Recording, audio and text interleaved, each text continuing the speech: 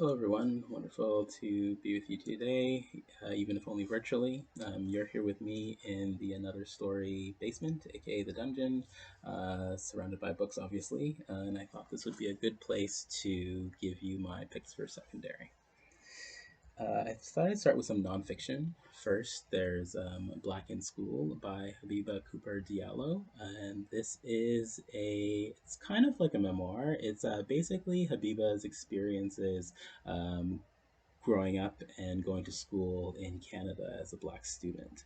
Habiba is the daughter of a pretty well known black scholar, Afua Cooper, and but this book is not really very academic in that sense. It's more like journal entries that she wrote at the time, and she goes back and takes a look at what she thought at that time and provides a little bit of more context around those journal entries.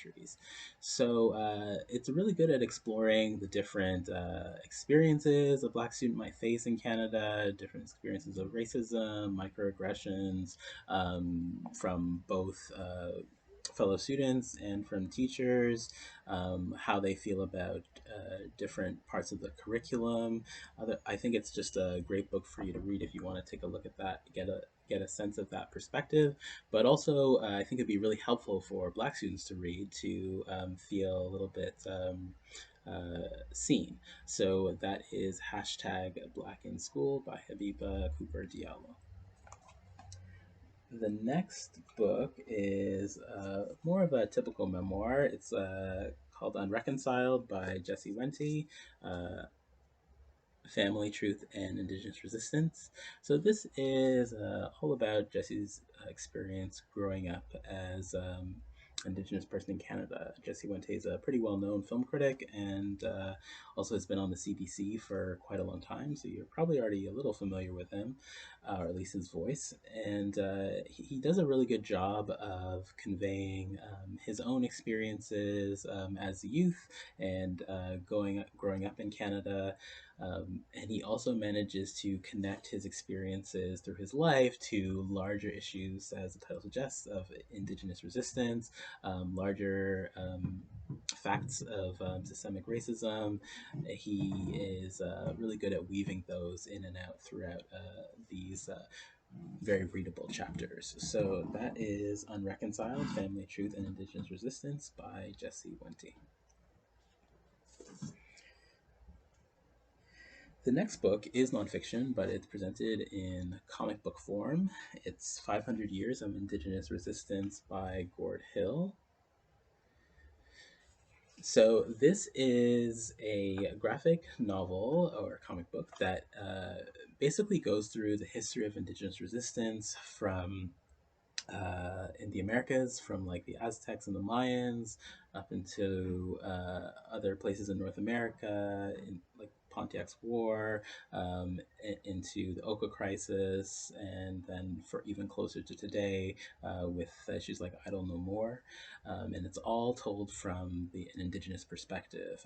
Gord Hill is an Indigenous graphic artist and also an activist, and he does a really good job of really packing in a lot of information with really detailed illustrations as well. So you can see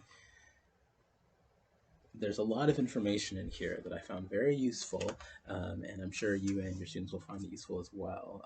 Especially if doing research, they might be able to use this as reference as well. So that is 500 Years of Indigenous Resistance, a comic book by Gord Hill.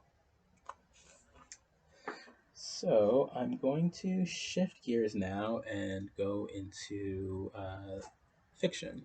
So these are some of my favorite novels from the past year. This one is Sarah Suk. Sorry, it's Made in Korea by Sarah Suk, and it is a book about a girl named Valerie who is running a K beauty or Korean beauty product business out of her locker at school. She comes into conflict with a new kid, Wes, who, for his own reasons, also starts running a Korean beauty business out of his locker. There's sort of a will they, won't they kind of romance plot in there as well between Valerie and Wes. But it's a really good novel about you know sort of realizing your impact on others, realizing that what your connection and relationship with other people is more than just transactional. Valerie has an issue with that as her worldview. She sees everything as sort of a transaction, and Wes is kind of able to short circuit that and get her to see life in a different way. It's also really cool in that it explores many different aspects of Korean culture, and the cast is primarily Asian, which is a really neat feature. So that is Sarah Suk, made in Korea. The next book is Indivisible by Daniel Illman. So Daniel Illman is a Canadian author, just like Sarah Suk is, but Indivisible is set in New York City and revolves around a boy named Mateo, who dreams of becoming a Broadway star, but those dreams are kind of pushed on the shelf when his parents come under investigation by ICE. One day he's working at their convenience store, and some ICE officers come in looking for them, and it becomes clear that they intend to deport his parents. So the rest of the novel involves Mateo figuring out how he can keep his parents in the United States, and how he can take care of his sister. It also has a queer component as well. Mateo has a love plot with one of his best friends. So that's an interesting angle to include in this larger novel about immigration. It's pretty heart wrenching and incredibly readable. So that is Indivisible by Daniel Illman. Speaking of heart wrenching and readable, there is Some Other Now by Sarah Everett. Again, Canadian author. Actually, pretty much all the novels here are by Canadian authors. Some Other Now, it follows a girl named Jessie. The beginning of the novel, you see Jessie. She is very connected with her best friend's family, and particularly the mother of that family. They kind of treat her as one of their own. But from the very beginning of the book, you get the sense that some rift has happened in the past that has kind of severed that connection, or at least changed it. And the structure of the novel has a sort of then and now chapters that go back and forth in time to give you a sense of what Jesse's relationship was like before a certain event happened and what happened afterwards. And in this time, it's really you really get a kind of meditation on like what family is, especially as Jesse finds this alternative family with her with what those she's not blood related to, but then she also has issues with her immediate family. Her mom suffers from depression. Her dad is working all the time, so it's really a meditation on that. And then later on in the novel, one of you it becomes clear that the event that kind of cut Jesse's tie from her adopted family was the death of her best friend. Sorry, spoiler alert. I guess that was too late. But following that, you really get a sort of meditation on grief and guilt, and how you can overcome those feelings, and how you can connect with other people to help you move through those difficult emotions.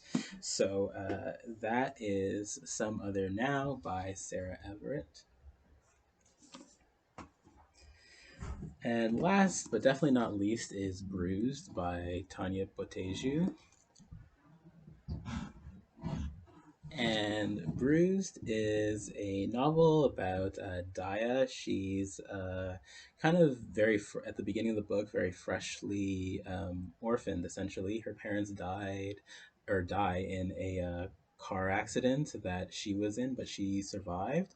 And Daya has a lot of anger problems. She basically has a lot of pain from the death of her parents, but tries to kind of mask it. And the way that she does that is by hurting herself, basically. So definitely trigger warning or content warning for self harm, because that's pretty much what Dai is doing.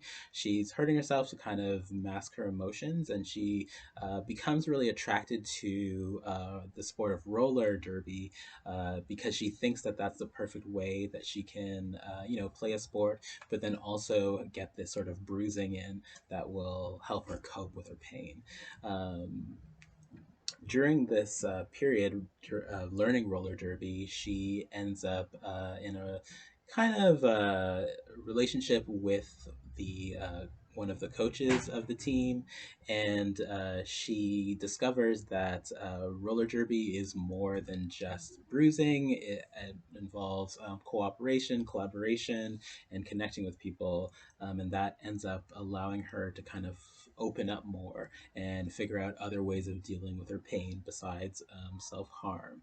I love this. I really am not that into roller derby, or at least I wasn't before I started reading this book, but I was sucked in immediately, and now I want to see the next roller derby game whenever that is. I really connected with Daya as a character, even though she is slightly bratty. You really feel for her because of the loss that she's endured, and I also like that you get the perspective of this brown character. She's South Asian. In roller derby, which is often portrayed as a very white sport. So that is Bruised by Tanya Poteju. Okay, that is all for today. Thanks for listening and take care.